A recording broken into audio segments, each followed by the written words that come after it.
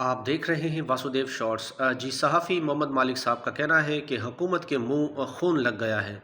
उन्होंने कहा कि 26 नवंबर को जिस तरह एक सियासी जमात को रगड़ा लगाया, हालांकि वो पॉलिटिकल पार्टी थी और वो अपना एहतजाज रिकॉर्ड कराने आ रही थी, तो जब हुकूमत उनको रगड़ा लगा सकती है तो उन्हें ख़तरा है कि पीका कवानीन जो हाल ही में मुतनाज़ तरीन कानून है, इनको पास कर लिया गया है।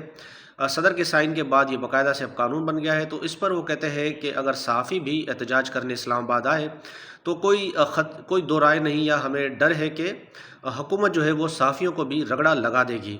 एक तरफ पाकिस्तान में सोशल मीडिया पर या आज़ादी सहाफ़त पर पाबंदी लगाई जा रही है, तो दूसरी जानिब एक ख़बर और भी है। अतर काज़मी साहब सहाफ़ी हैं, ये बता रहे हैं कि अमेरिका में जो हाल ही में प्रेस ब्रीफिंग हुई है डोनाल्ड ट्रंप की इंतज़ामिया आने के बाद, वहाँ पर अब यूट्यूबर जो इन्फ्लुएंसर होते हैं उनको भी व्हाइट हाउस में प्रेस कवर करने के लिए पासेस जारी कर दिए गए हैं, जबकि दूसरी जानिब पाकिस्तान में मीडिया का गला घोटा जा रहा है।